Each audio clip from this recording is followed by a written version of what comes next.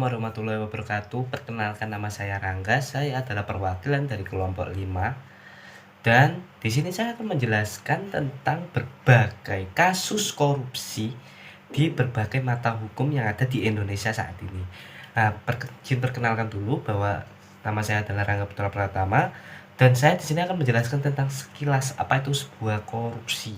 Korupsi sendiri adalah sebuah tindakan penyalahgunaan kekuasaan ataupun penyalahgunaan dana perusahaan ataupun negara untuk kepentingan pribadi maupun untuk kepentingan orang lain. Jadi contoh kecilnya adalah ketika instansi memberi dana ke seseorang A yang seharusnya dana itu tersebut untuk dipakai untuk hal lain demi kepentingan perusahaan, namun pihak A ini tadi menyalahgunakan uang itu untuk kepentingan pribadi maupun untuk kepentingan orang lain.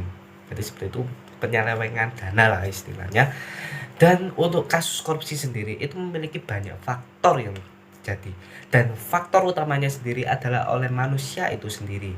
Jadi kebanyakan kasus korupsi itu timbul karena rasa ketidakpuasan dan rasa ketamakan. Contohnya saja, suatu instansi tidak memberikan sebuah bayaran atau upah yang sesuai dengan pekerjaan yang dia miliki. Kebanyakan ini terjadi karena penekanan yang berlanjut dari instansi kepada seseorang. Akhirnya seseorang itu pun merasa sangat tertekan dan merasa tidak sesuai bayarannya apa yang dikerjakan dengan bayaran yang diterima. Akhirnya seorang A ini tadi akan melakukan suatu tindak korupsi. Dan kebanyakan bahkan ada yang bilang di suatu instansi korupsi itu adalah hal yang harus dilakukan. Demi apa? Ya demi memenuhi kebutuhan sehari-hari, karena memang sifat konsumtif sendiri itu tidak bisa terhindarkan dari manusia, apalagi di suatu instansi pemerintahan apalagi ya. Nah, bagaimana sih kasus penanganan korupsi di berbagai mata hukum yang ada di Indonesia? Baik, itu dijelaskan oleh teman-teman saya. Assalamualaikum warahmatullahi wabarakatuh. Perkenalkan, nama saya Nafas Nabila Vindaka Mandanu. Di sini saya akan menyampaikan hasil wawancara saya kepada narasumber selaku pihak advokat. Di sini saya bertanya, jika suatu kasus korupsi sudah sangat besar dan juga sudah kuat buktinya, dia bersalah sekali, bagaimana tugas seorang advokat dapat memperjuangkan keadilan hukum dengan sebaik-baiknya? Maka selaku pihak advokat menjawab, yang pertama yaitu permintaan klien hukum. Jika dia meminta untuk terhindar dari kasus tersebut, maka tidak akan disetujui oleh advokat. Namun jika dia meminta untuk mendapatkan hukum yang sesuai dengan dia, maka sang advokat akan memperjuangkan dengan sebaik-baiknya, karena pada dasarnya sendiri manusia sama di mata hukum dan di hadapan wakil Tuhan. Assalamualaikum warahmatullahi wabarakatuh. Perkenalkan, nama saya Dava Eka Nugraha dari kelas 12 MIPA 5. Di sini saya mengerjakan tugas kelompok PKN dan saya dapat bagian di kejaksaan. Persoalan saya yaitu kenapa tindak pidana korupsi dibedakan dengan tindakan penggelapan seperti pencurian atau juga perampokan. Jawabannya adalah, jadi penggelapan yang diatur dalam ketentuan pasal 372 KUHP dapat dilakukan oleh semua orang.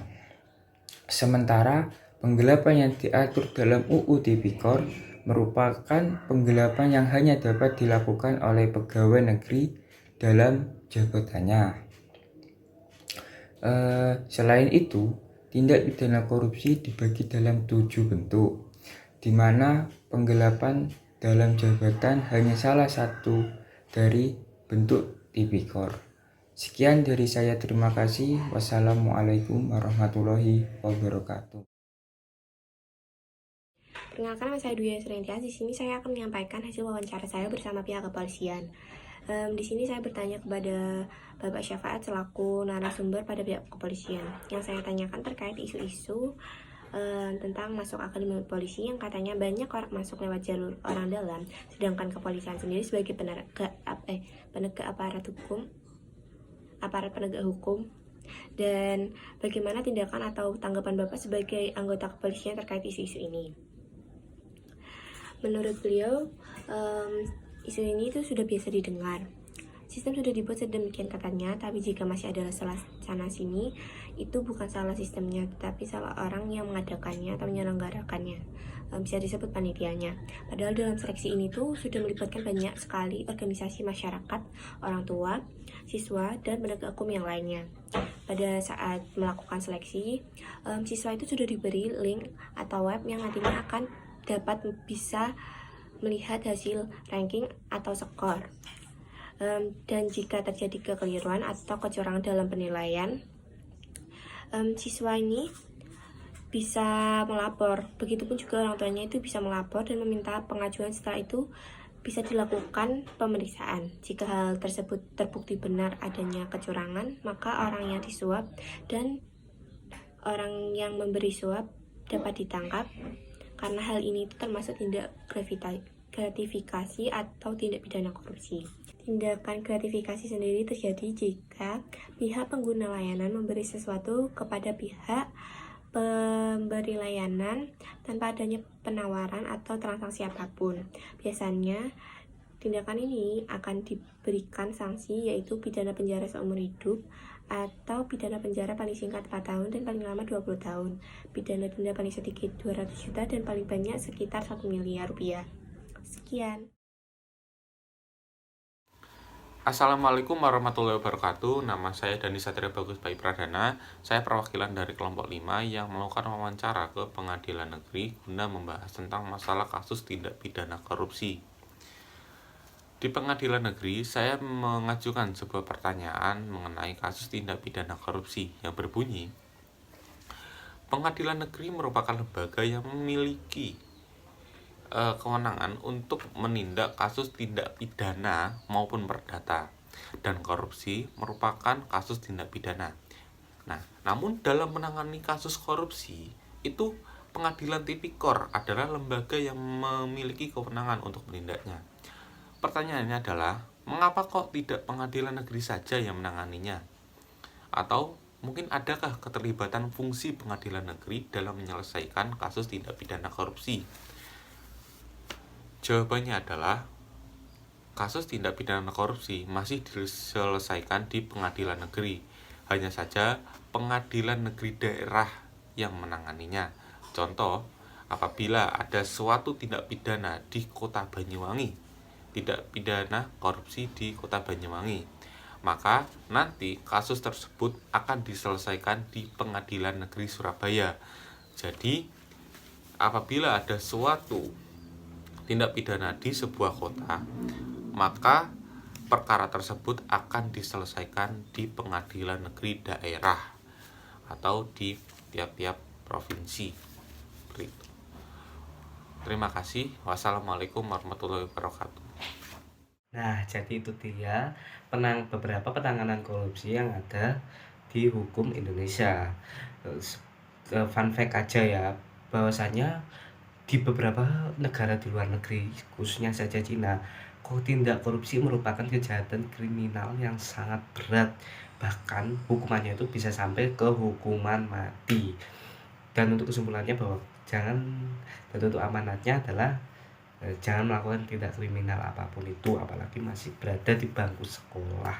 Dan jangan sampai masa depan hancur hanya karena satu kasus saja. Korupsi tidak hanya terjadi di instansi ataupun di perusahaan yang sudah dilakukan oleh orang-orang dewasa.